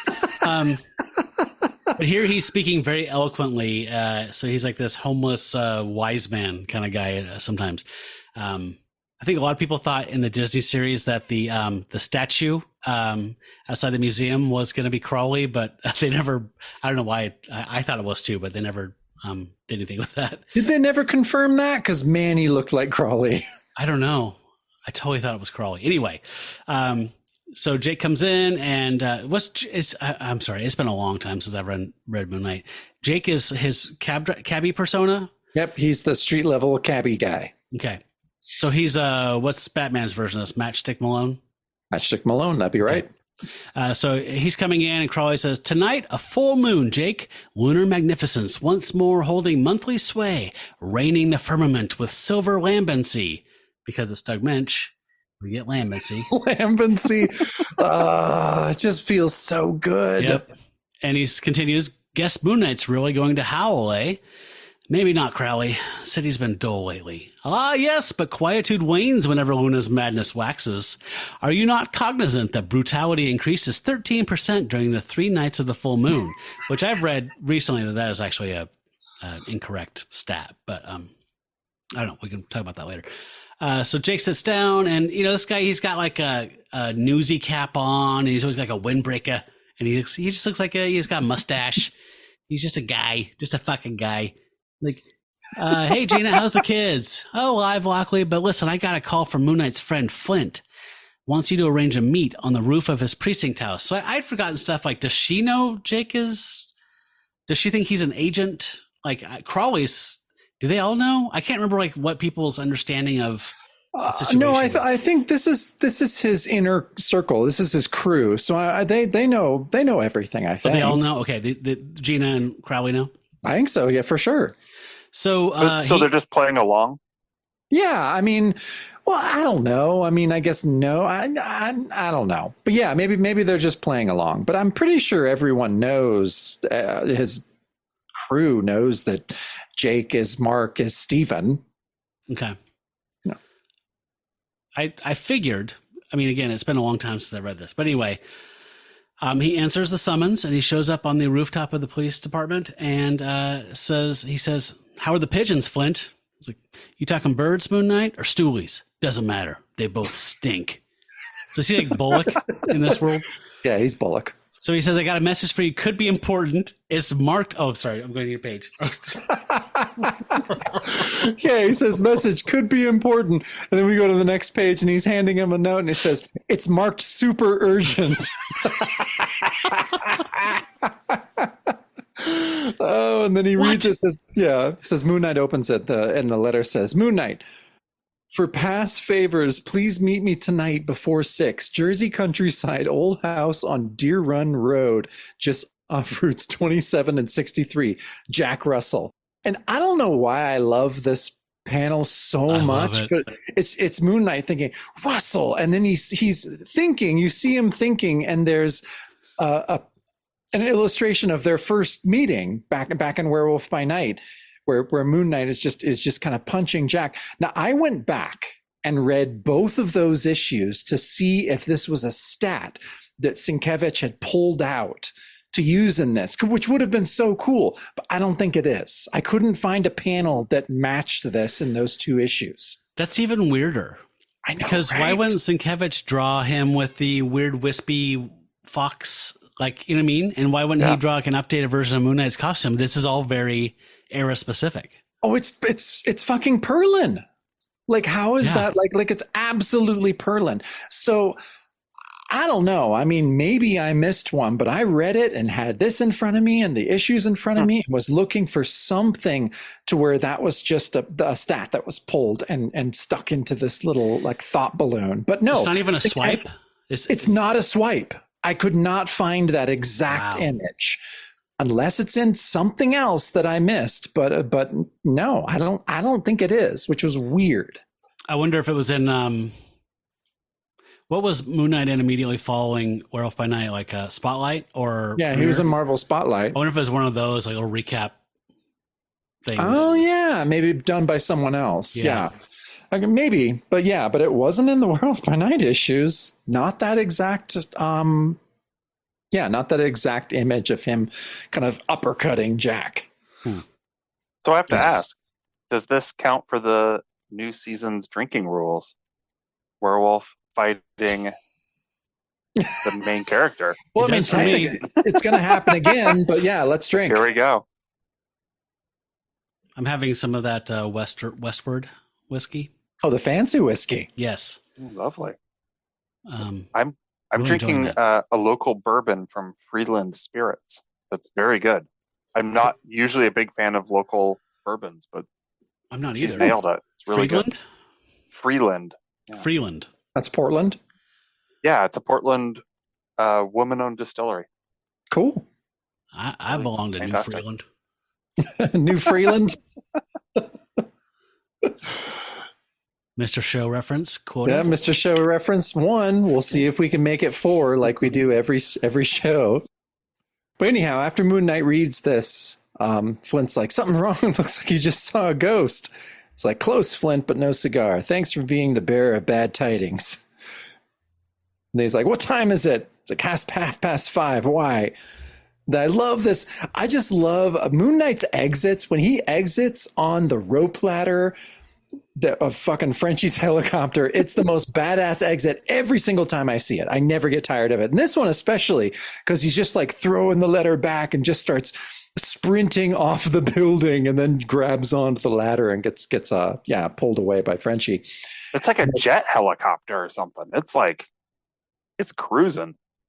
Yeah, he's updated his chopper since old Werewolf by Night days. Yeah. But yeah, and then I love, and Bench loves to do this. It's like 37 minutes later. So close. So close. But yeah, that was another, Menchian thing. There are a lot of things in here. Matt, you call it a warm bath. Yeah. A lot. I'm going to call it that first shot of heroin between your toes. Wow. Kind of feel. Okay, Bill Evans. Yeah. Jesus Christ. And yeah, so he gets to this amazing house, and Frenchie's like, "Is your house marked trouble?" He's like, "Bet on it, Frenchie. Remind me to crown Crawley a prophet." It says, and as Moon Knight drops into glider flight, darkness descends. Wow. Glider flight, meaning like he does something like Batman where he lets go and just glides down with his cape. Yeah, for sure. In that third panel, when he's remembering meeting Jack the first time, Sienkiewicz does this cool thing with the expressiveness. I mean, it's almost like Walt Disney and Mickey Mouse or something like that. Like the way he uses the eyes and the cowl to be so expressive like that, it's amazing. I love the way he draws Moon Knight's mask or lack of mask in the shadow of a cowl. Yeah, but you're right. How the hell does he make negative black space expressive? How the fuck do you do that? It's talent, kid. Super urgent. I'm still kind of tripping on that. Yeah. So he's arrived at this place in Jersey. It's a big old estate, and we get first night. This is a new month, so it's the first new moon, first night, and a great shot of Moon Knight like landing from his glide in these big crescents of his cape as he's landing in the yard, saying "Russell." And then we switch narration, right, with first night. I left the front door open. I love that Bench does this. And this series of panels, so these small panels leading up to this, on the bottom half of the page, don't really need any narration, but they're so good. Totally expressionistic, like Cabinet of Dr. Caligari or something like that. Like it's perfect. He's walking in and we see his shadow just growing as it comes towards us. He's like, "You here?" And he's walking closer. And then we see a light sconce above his head, "Russell." And then we see in the foreground a spider web with one spider slowly coming down with Moon Knight's mask behind him looking up. And then a note is pinned to a door. And he picks it up and it says, "Moon Knight, it'll be dark soon. Couldn't wait any longer. I'm going to lock myself in with the spring lock, but it's flimsy. If you make it here in time, for God's sake and mine, bar the door behind you. Russell." So Moon Knight reads this, whips his head around, looks at the door. It is unbarred, and we see a little inset of the full moon above, and he charges towards the door to pick up the bar, and the page ends. Oh my God, Matt, this is another instance of where we are now one mind after doing like 88 episodes together or something, because this whole page, or at least the last, the bottom half of this page is the Cabinet of Dr. Caligari, the Totally. canted angles, the weird shit. It absolutely is. I would not be shocked if he was directly referencing that. Yeah. It's very expressionistic.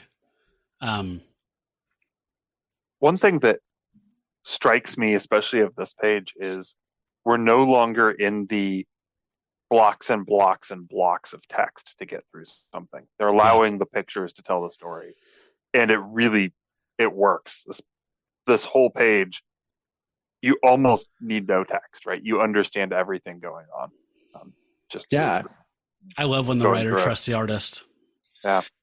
They've been working together for 29 issues now, and longer than that, I think. But yeah, so you're right. This is a total trust kind of thing. And I totally agree with you, Ben. This doesn't need any words. Even just the rustle you hear in the narration doesn't need it at all. No. And was this bi-monthly? I feel like this was like a direct market, like bi-monthly thing. So they've been working together for a few years. Like, I mean, a couple years now, for sure. Right? Like, okay.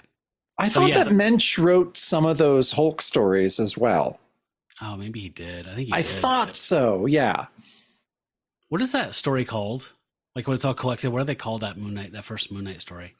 Ooh, I don't know. I only have that in the Essentials. I have the omnibus, but I can't open it. It'd lose all of its value. What are you gonna do? Athena's going to college in a few years, man. I gotta have some money. Oh yeah. That and 4 spawn 1s ought to get me in. I was just gonna say, it's like your garage full of spawn number 1s isn't gonna do that. Even though funny, you know, we joked about that like 2 years ago, and now I'm like, oh shit, those are actually going for money. Are they really? Yeah. I mean, not a ton of money. Like what? I don't know. Because it was like $4 Yeah. on Comic Shop for trade. Now it's going for 12, Matt. Yeah. So that'll be one credit of Athena's learning. I'm just going to keep sitting on it. Just do it. Yep. So shit, the next page. Oh my God. So we finally get a full on view of the werewolf in Sienkiewicz's style, which, you know, again, not everyone digs it. And I totally get that, but fuck you if you don't dig it. And I love the stylized face, the ears. And so Jack just jumps through, you know, smashes through this door and, you know, attacks Moon Knight and kind of slams into him and then jumps out the window. So this whole exchange took like 3 seconds. If like busts through a door, knocks down Moon Knight, busts out a window. And then we see at the bottom, he lands onto the lawn.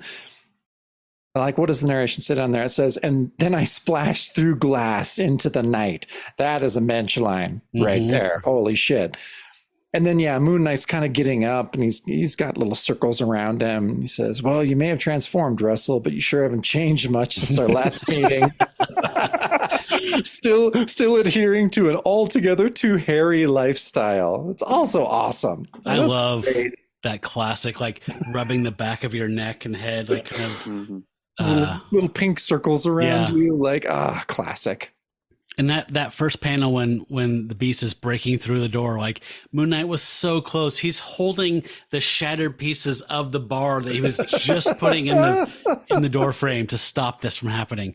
And the beast is coming out, and by that point, he's already got his huge transformed hands around Moon Knight's neck. So I'm drinking again for that because he's fighting the title character. Hell yeah! Yep. Great stuff. And am I remembering right? Previous seasons, Big Glass. Oh shit! Oh, Big Glass, wow. Ben. Big Ben has Big Glass. Thank you, Ben. Thank you. You just earned your slot here tonight. Yeah. I'm back. How does that feel, baby? You're back. You're not on probation anymore. You are back. Full privileges reinstated.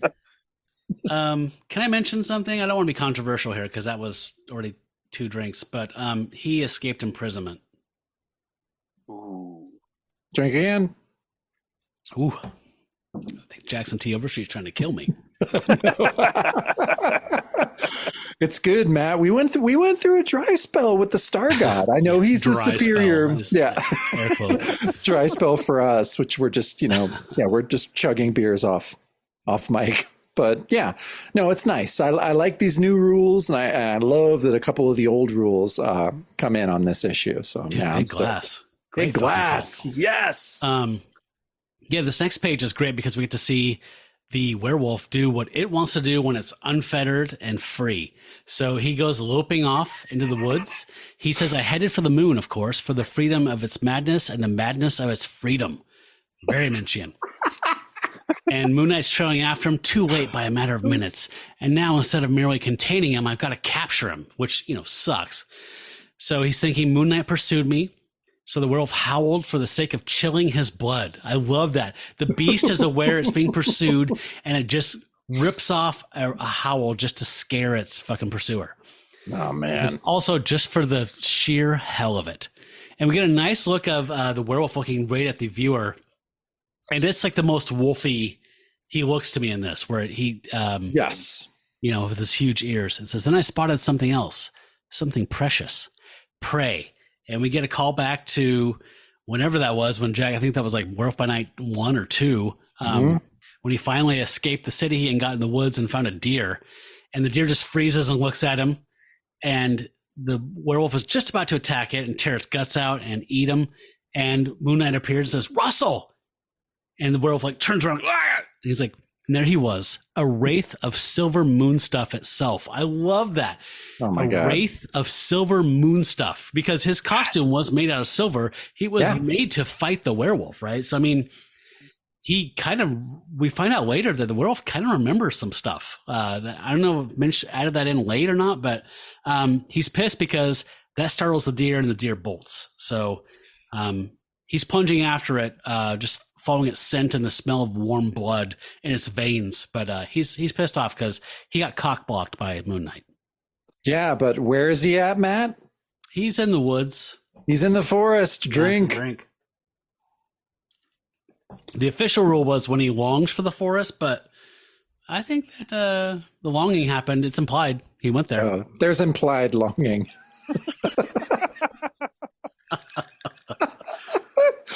Okay, so the next page, Mark jumps after Jack, but it's saying like Russell way, and then I love this sequence here. It's like the first part of the page. It's 3 little panels, like a rectangle in the background. Really cool, stylized. And so he gets shot. Moon Knight gets shot in the middle panel. And it's like, I've been hit. And he says, just a superficial wound, meaty part of the thigh. But who? And then, yes, it says from the bushes over there. And so he throws one of his truncheons and it hits something. But then when Moon Knight goes, he's like, the ambusher's gone, but there's my truncheon. But what some kind of bizarre customized gun. So he's just saying what we've been thinking this entire time. Mm-hmm. Like, what the fuck are those things? What kind of Logan's Run bullshit is going on here? Laser blast. Yeah.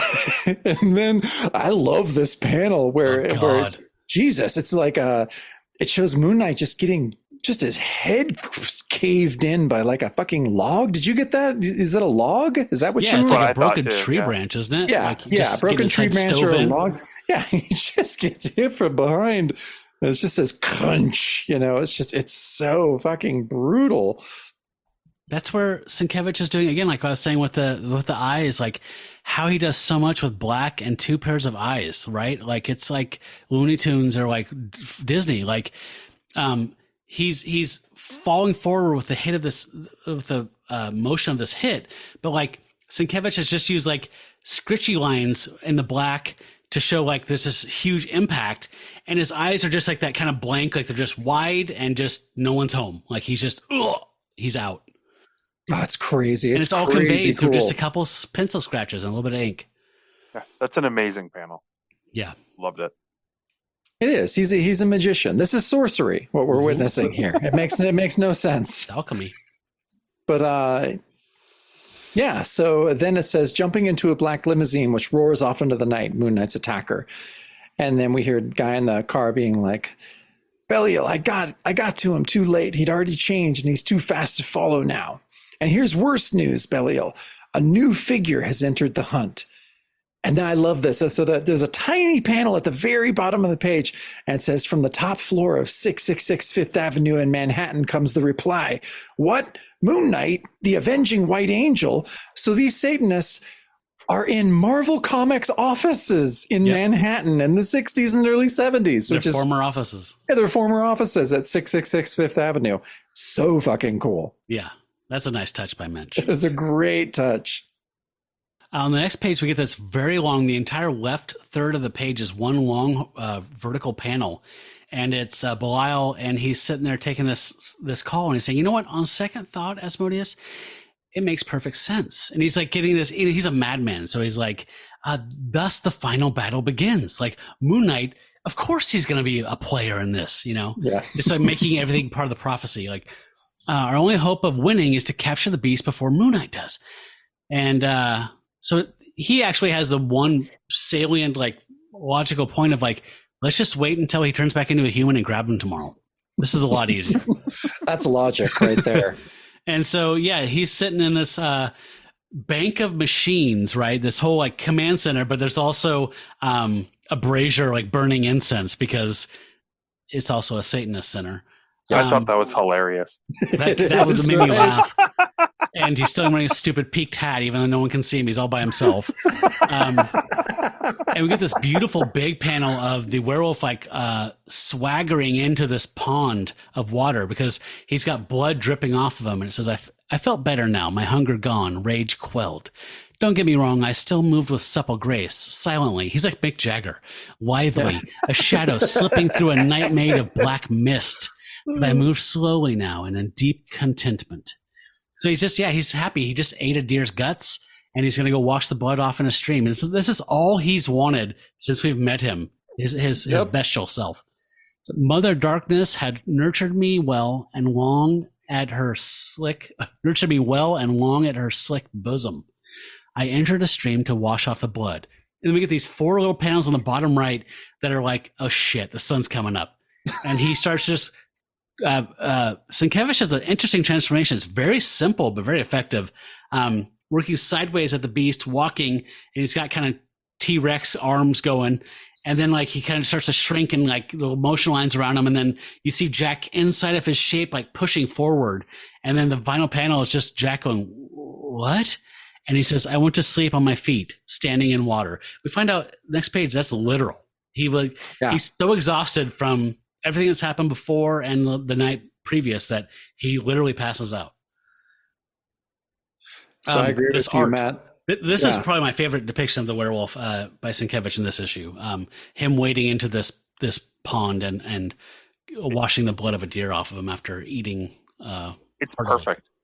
Yes. I loved the arms, just like the blood and slickness, like the fur's just depicted perfectly of it, like being matted wet down.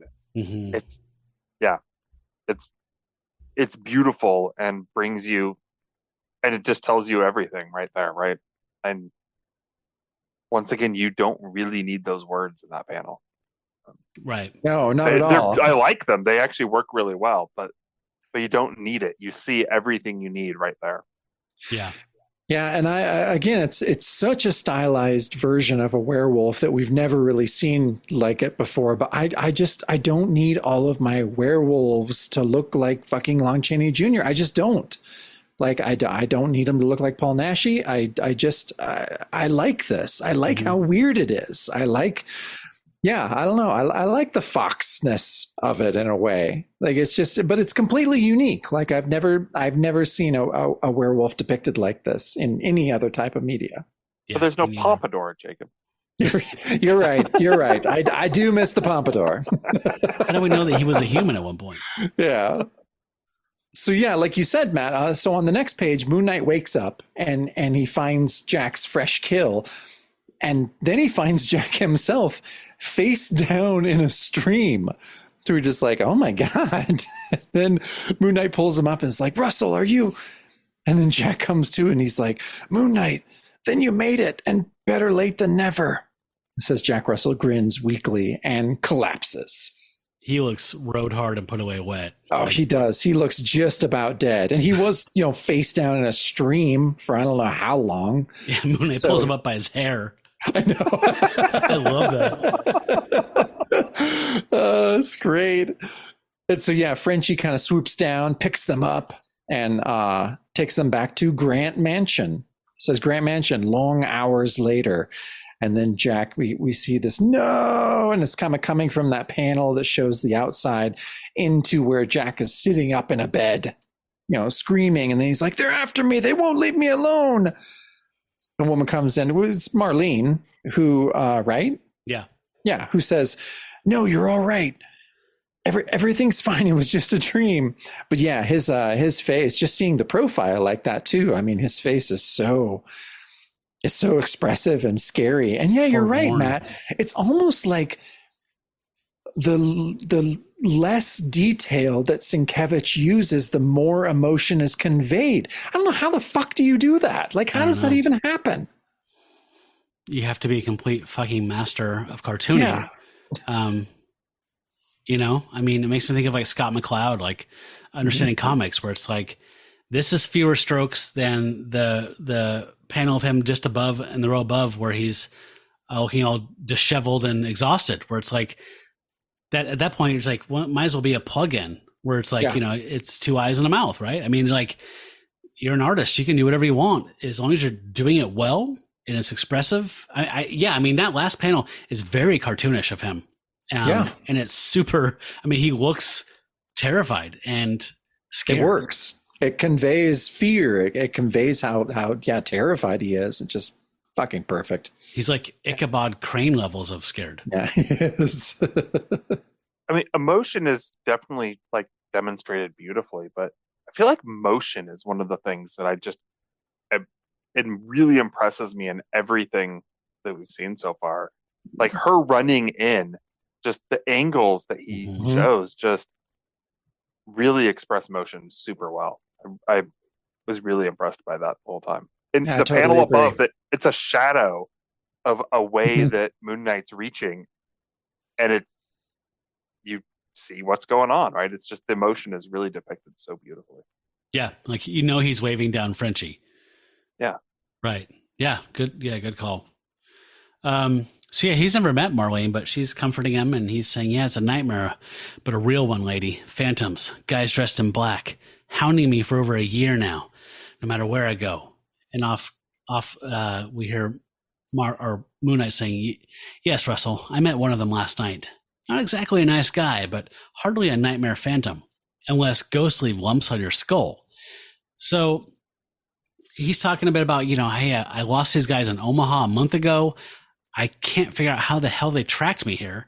Doesn't seem to matter how far I go or what kind of path I take. They always end up finding me. He's like, they even caught me once in France. They pumped me so full of drugs, I didn't know what was real. But I remember some guy named Belial claiming he was a living demon going to use me to bring about Satan's final victory on earth. I'm having one more sip just because he's recalling it. Yep. It must have really hurt. He's like, finally I changed and escaped, but they've been after me ever since with those weird sleep guns of theirs. Okay, this tripped me out because these guns, it seemed like we just like de-aged these by 30 years of comics sophistication, like sleep guns. So when they were talking to the ticket agent and said, you're going to sleep a long time, pal, and it's all sinister and layered, it was literally like, you're just going to sleep for a long time? Okay, so I thought that in relation to the ticket agent, that didn't make as much sense, but they're shooting all these, they're shooting at Jack a ton, but they don't want him dead. They want to take him because he's the beast that's going to, bring in the apocalypse. So maybe it's not all three barrels. Maybe they're like, trying to shoot them with darts. But some of them are darts and some of them are lethal. Yeah, and some of them are, I don't know. I kind of imagined that they killed the ticket agent in other ways, like stabbed him or something. That's kind of what I got, even though that might not be right. That, you sicko? Is that maybe what your big thing is? Yeah. Okay, so yes, Jack's talking, and then Moon Knight cuts in. So this Belial claimed he was literally a demon, and you believe it. He's like, after seeing me change, you don't believe in the supernatural? And I thought this was interesting. Moon Knight says, no, I believe your affliction is a biological fluke. Like, but what about the way they come out of nowhere? Like they've got some kind of supernatural line on me. And then we get this, we skipped over this, but when Moon Knight was calling for Frenchie to pick him up, there was some static in the radio, and he says, hey, work that out, Frenchie, when you have a minute. So Marcus put this together. I don't, what do people call him when they're not calling him Moon Knight? Is Mark I think Mark is inappropriate. Yeah. I think I'm dead naming him or something. I know. After this backup. So yeah, Moon Knight saying, hey, there was this noise on the radio. I think I know what's going on. So he calls a doctor that owes him a favor because much like the Shadow, he has this network of agents, people that he has saved or helped that owe him a favor. And he says, call this doctor, have him bring out x-ray equipment, and I will pay whatever it costs. Have him out here now. So Moon Knight has figured out what's going on. Has a good hunch. He's not the world's greatest detective, but he's pretty damn good. He's pretty damn good. Pretty good. So wow, there's a lot of text on that page compared to the others. But Jack has to go and do the extended explanation of like, Jesus, they keep catching me. They caught me in France. They got So yeah, it's all necessary. And we mentioned at the top of the show that I really dug the fact that Moench. Jack was off the table, 2 years? I think he last appeared in April 81, and this is March 83. Essentially 2 years. And I love that Moench loves this character so much, or loves Moon Knight, or whatever this gig is. He loves so much that he's like, I want to cook up a backstory. And I wanted to tell the people who might like this character why we haven't seen him for a year.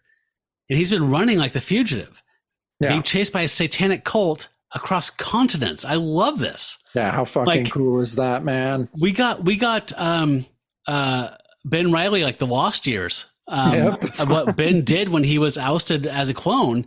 I would love to see this year of this of Jack running from satanic cults and going to France, getting shot up with drugs, like out of his mind, hallucinatory. They're just trying to get him and use him as a sacrifice to end the world. How is this not a fucking miniseries? I know. How is that? You know, you're right. I've been. This would be a good fit for Fraction. I want Fraction to write the Lost Years, where he's being chased by a satanic cult. I think that would be good. Who's going to draw it, Matt? I will. Okay, Matt. You mean I mean a professional, my friend. Oh, sorry, Hardman. Gabe Hardman. Okay, fair. That cool? That's cool by me. Or Samney. Ooh, I'd love Somni. My first two choices, right? I would love that. Okay. Somni. I don't know. Either way, let's do that. Fraction Somni. We're in. Okay. All right. So let's get the pitch together. Okay. I mean, NBC bought the Jerry pilot. Come on. Yeah. he hits my car and he doesn't have insurance. That's the show. Now. So now the judge decrees he becomes my butler. we could sell this if they sold that. Oh man. Okay, so on this page, Moon Knight has so yeah, like you said, Matt. Moon Knight kind of has, like the Shadow. He has a ton of people that owes him favors that he just calls up at any moment, and so he has this Dr. Lawson that owes him favors come by to take some X-rays of Jack, and they find this what they call a paper-thin silicone chip, the homing device that the Satanists have been using to track Jack across the country, across Europe, across the world.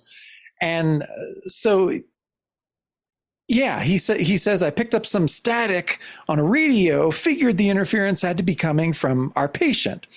So yeah, like we said, Moon Knight had kind of already figured this out. He's like, can you remove it, Doc? And he's like, here, well, yes, but the preparations and all, it would take at least 2 hours all told. And then Marlene's checking her watch being like, not enough time, Stephen. It'll have to wait till tomorrow because the sun is setting and it's a full moon.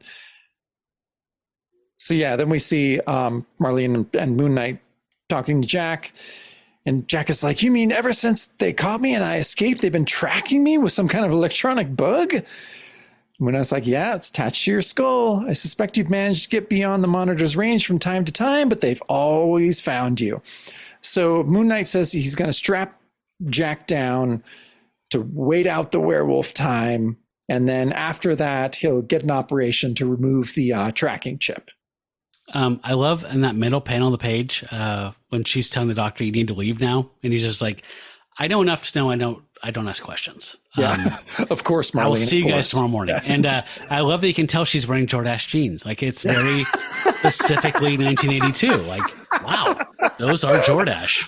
Oh, man, so right. Sienkiewicz, right? Damn.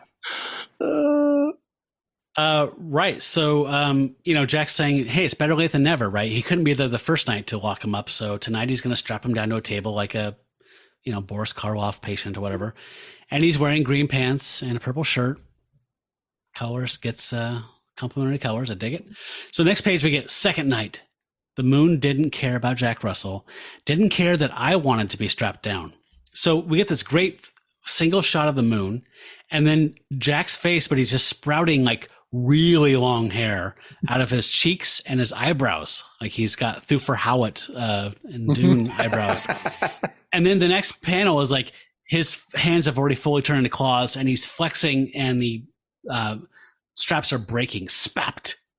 And then there's this super abstract, expressive, like sketchy quality of this panel where it just says, no, the moon only cared about the werewolf trapped inside of me. And he roars and his eyes are squinched up and it's just a bunch of radiating lines coming out of a center. And there's a mouth just roaring. It says, and about freeing the beast. And Moon Knight warns Marlene, get back. He's breaking the restraints. I fought him, but even I never dreamed he was this strong. Again, Jacob, playing into this concept that Jack has been getting stronger and stronger since his book got canceled, since he was given control over his lycanthropy, except for the 3 nights of the full moon from the Three Who Are All. He is slowly been getting stronger. Somehow he's integrating something. He's getting better at controlling it and using it and getting stronger and stronger. He can fight Spider-Man now. He can fight whatever. So he's, again, Moon Knight's even noting it like, wow, he kind of held his own against me back in the day, and now he's kind of fucking scaring the shit out of me. Yeah. She's saying, Stephen, the first sprouting, his teeth growing into fangs. It's happening right before my eyes, and still I don't believe it.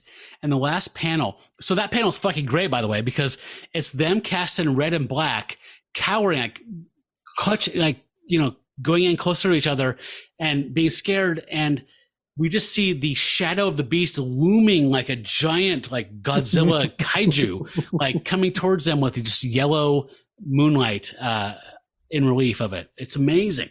And that last panel is him just throwing his arms up with a fuchsia background and roaring. And it says, I trashed the last strap with an ululating howl of triumph.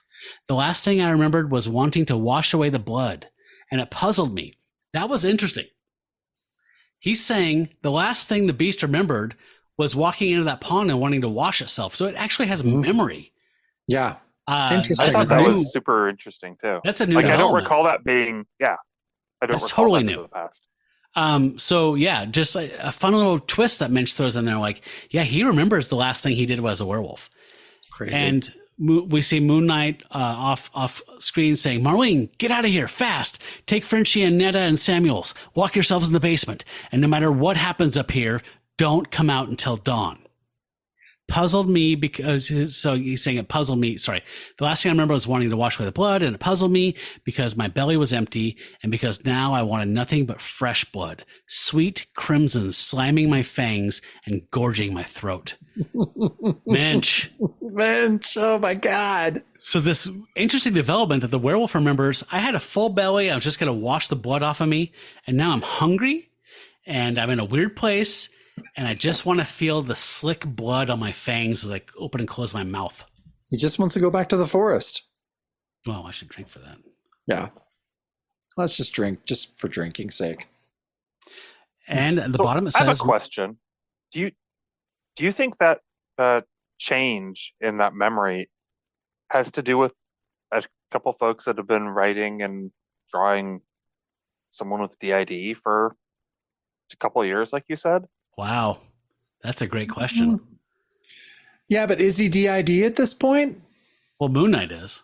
Okay, yeah. He's saying is Moench's experience writing, right, Ben? Am I putting words in your mouth? Yeah, writing. Okay, yes. Moon Knight was is him DID. making him look at Jack and the Beast as in a different light? Wow, that's a great fucking question. I don't know. It's when we need our Moon Knight expert, Ray, to give us some answers. But yeah, I don't know. I mean, that could be for sure. I mean, there were things that we just as consumers of fiction and fantastic fiction never questioned before, like when Jack would see Lissa, or when the Beast would see Lissa, and he would have some type of base response, like, I'm not going to hurt this thing. Like, okay, that makes sense. Even though he's a werewolf, he's a beast, he's a ravening monster, he still recognizes his sister somewhere on a cellular or molecular level. But I mean, here, this is saying like there's a contiguous experience that the werewolf has. Ben, I honestly think you're right. I feel like Moench is coming in and saying, I can't strip away what I've learned writing a character with DID now and humanizing the beast in a way, like giving it more character. Interesting. Very interesting. At the bottom, it says, next, the werewolf saga continues in Moonwraith, 3 Sixes, and the Beast. There is a short backup of 5 pages in this, and we're going to talk about it tonight, but that's something we're doing just for our Pack brothers and sisters and Star Gods. So that's a little extra bonus we're going to be throwing out to you. And I'm going to be incorporating art into it. much the way we did with the Marvel Premiere 59. So we'll be talking about it and looking at it at the same time. Let's talk about final thoughts of this main story, though, the A story. Ben? Let's ask our guest. I loved it. And I can't say anything negative, right? I really, really enjoyed this. It is one of the best comics I think I've read just from an art storytelling standpoint in a very long time. I worry about this age of comics sometimes. I think I've talked about this before because there's just too much text. And we've kind of busted out. I don't know if we've just crested that a little bit going into the 80s here, but it's the perfect amount, really. Yeah, I have nothing negative to say. It's wonderful. And I really appreciate you guys having me on to talk about this one. You're welcome. You owe me. If I call you at 4 a.m. and I need an x-ray machine, you're going to show up, right? Super urgent. I might not have an x-ray machine, but I'll show up. Don't know where one I will say one. bill it and just I'm good for it. I mean, that's kind of the point. That's what Steven said. Jacob? Oh my God, what to say? I mean, we've said it the whole episode, at least we've all said it the whole episode. I mean, Sienkiewicz's art paired with a darker Doug Moench, it's fucking perfection. Like, I love the werewolf design. I love Moench's leaning into his noir tendencies for this. He's just getting better and better. And yeah, Sienkiewicz, to see how far he has come reading this issue from reading the Moon Knight stories in the Hulk backup magazine. I mean, fuck me. Like, it's such a gigantic leap into territory that has never been done in comics before. So what we're seeing is a revolutionary art style. And even this thing that came out so long ago, like this would still tower above anything that was released today. It's been a pleasure and a privilege to be able to go through an issue like this. Yeah, I have to echo everything you guys are saying, but I'm going to pivot away from Sienkiewicz because he's been given so much love through this. Moench's writing in this was just insanely good. This is a love letter to the character of Jack Russell and Werewolf by Night as a monster. Like the fact that there was no reason, Moench had no reason to build that backstory into this, that this was a year that Jack has been through hell and been hunted across continents. This could have literally been 10 years ago. This would have been starting off with a cult saying, there's a werewolf in LA and we're a satanic cult. We can make the end of the world happen by killing the werewolf. And then that would have been the issue. Yep. Somehow adding this in, that they've hunted him, that they caught him once, that they violated his body by putting something in him where they could track him. Like, all of this stuff Moench just added because he cares, made this an extraordinary. So that added with Sienkiewicz's otherworldly brilliance and masterly art. This is one of the best things we've read in this whole run of the show. In the entire show. I fully agree. But don't you think, I mean, Moench is the guy who has written more issues dealing with Jack Russell than anyone else, more than Jerry Conway. I mean, he is the authority on Werewolf by Night. More than anybody. Way more than anybody. And so, this is the guy to do it. And I think you're right, Matt. It's so cool that Doug obviously has such a love for the character that he brings him back. And not only does he bring him back, but he explains. I almost feel like this is Moench being like, Jesus, they've done my boy wrong with the last couple of years with these really shitty appearances. He's like, fuck that. I'm just going to retcon that whole thing. So this entire time since I last wrote this character, he's just been running from a satanic cult, and more power to him. And he gets to do that. It's his fucking character basically at this point. Yeah, no, it's like, yeah, this is like my way, right? Like Sinatra, like he didn't write it, he didn't record it first, but it's his fucking song. Yep. Moench is like that with Jack Russell. And yeah, I feel like as far as like the updating of the character, like obviously, Moon Knight, when we first met him, he was like a wisecracking, like mercenary.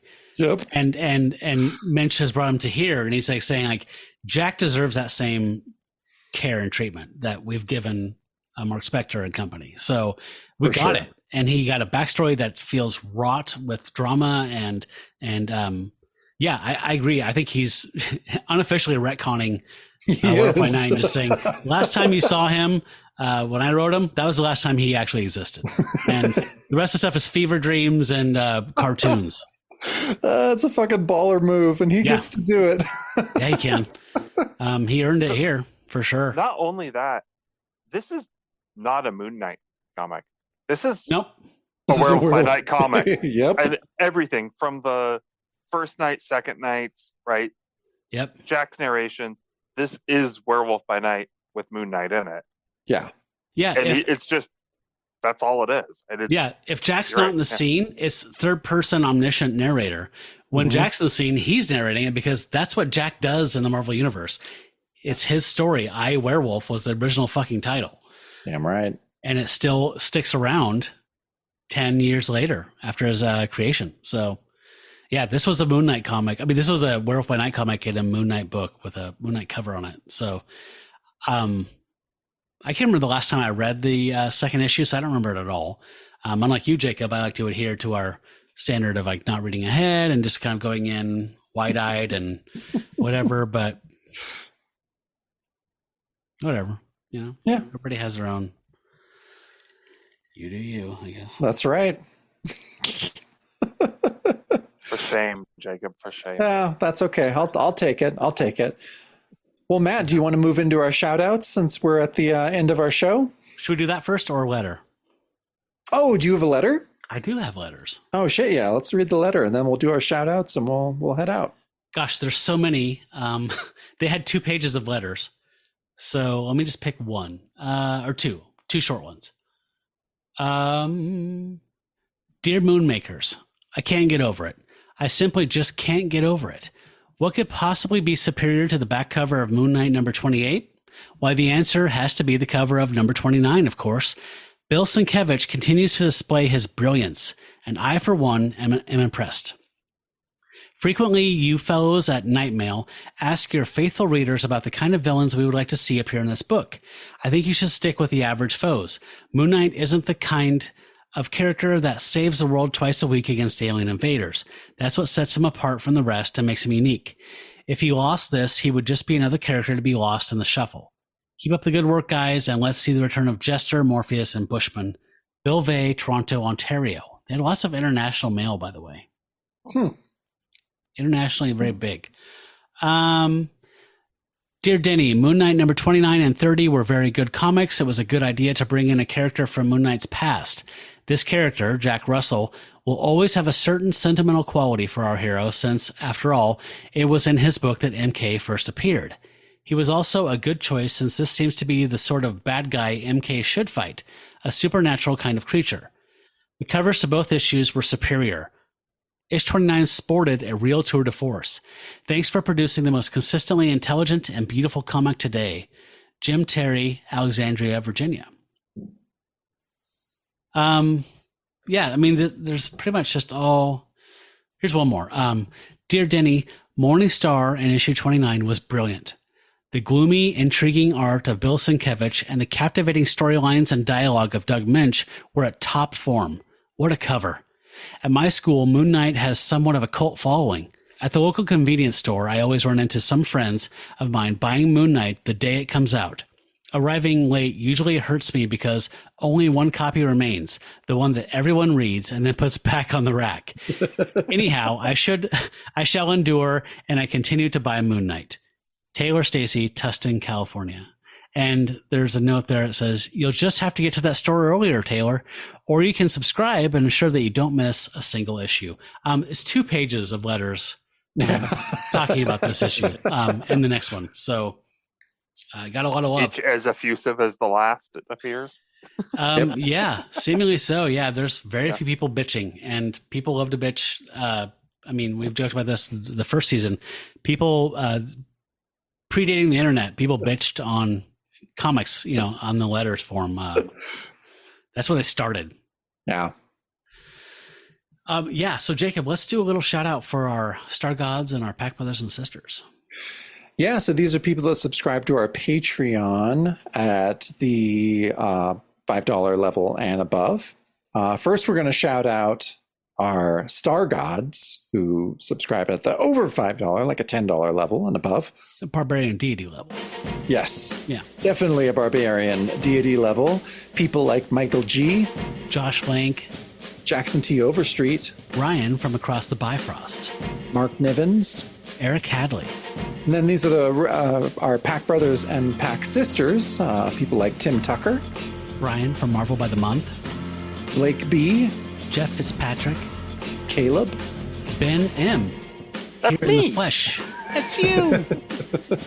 Michelle from Moonlit Comics, Rob Haferman, Russ from Tomes of Evil, Mr. Brad Elmore, Johnny Turner, Tony Ayupi, Jared C., Brink Bunny, Bill from Long Island, and David D. Thank you for contributing to the show. You folks make this show awesome. We can't thank you enough. All right, Ben. So, you got any concerts coming up or comics coming out soon that you're proud of? You want to promote? Plug anything? No, I've got nothing. I'm just a big old nerd that likes reading comics and hanging out with my friends. Oh, well, that's cool. Also, okay. Wow, that kind of threw me off my stroke there. cold as ice. So the bonus show this week, we're going to be talking about, we decided over the last week that we're going to do the quadrarchy of 1981 werewolf films. So we frequently choose free or cheap or whatever werewolf movies when we can. And this time we're not. We're picking, for some reason, in 1981, there was a renaissance of werewolf films. So we're going to be talking about The Howling from 1981 this week. And then we're going to talk about An American Werewolf in London, and then Wolfen, and then Full Moon High from Larry Cohen. So there's 4 movies from 1981 that are werewolf films, and we're starting with The Howling. Unfortunately, I can't share a link to that or anything with you. You have to rent it from Apple or Amazon or whatever. But I can promise you it's a Joe Dante film. It has special effects. Well, Rick Baker started on it, but he had to leave to do An American Werewolf in London. So he handed it off to Rob Bottin. And Rob Bottin is the guy that's responsible for The Thing, the special effects of The Thing. So if you've seen The Thing, you know what you're in for with Wolfen or with The Howling. It's amazing.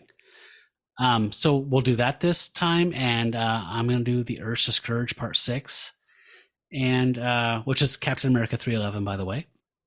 And also, Pack Brothers and Sisters and Star Gods are going to get an extended talk here where we talk with Ben about the backup story from this issue, issue 29, called Colloquy, which was written by Stephen Grant and drawn by Kevin Nolan.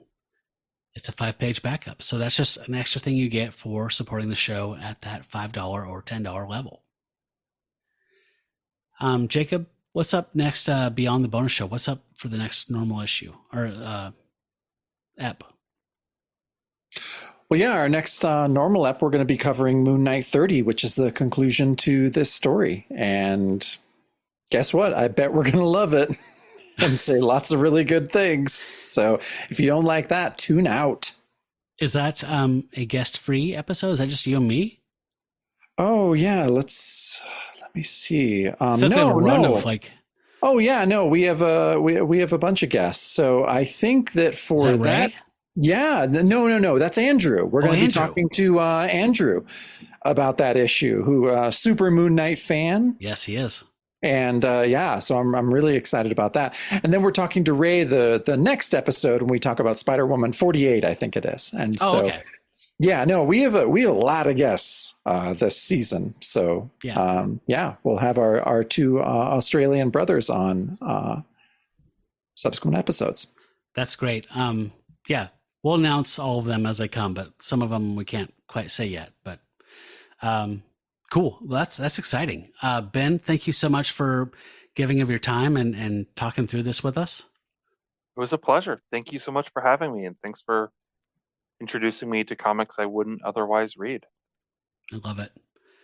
Yeah, folks, call our voicemail, 971-220-5865. That's 971-220-JUNK. Or you can reach us on Instagram at Werewolf by Night Podcast, separated by underscores, or on Twitter at Werewolf Podcast. What's our Gmail, Jacob? I forget. It's Werewolf by Night Podcast at Gmail. And yeah, we're always looking for reviews. We got a couple very nice reviews, but not people that have felt comfortable giving us their personal address, which I totally understand. We are kind of weirdos. So yeah, but if you did leave a review, and these are both the last couple of reviews we've gotten have been 5-star reviews and have been very cool. Which they all should be. And these are great reviews, and we would love to reward you. I will make you some custom buttons from Werewolf by Night comic books, and I would love to send them to you. But I get it. You don't want us to have your address. We're weirdos, so I understand. But if you could find it in your heart to trust us, I would love to send you something. You can't set up a P.O. box for just 1 month. I mean, come on.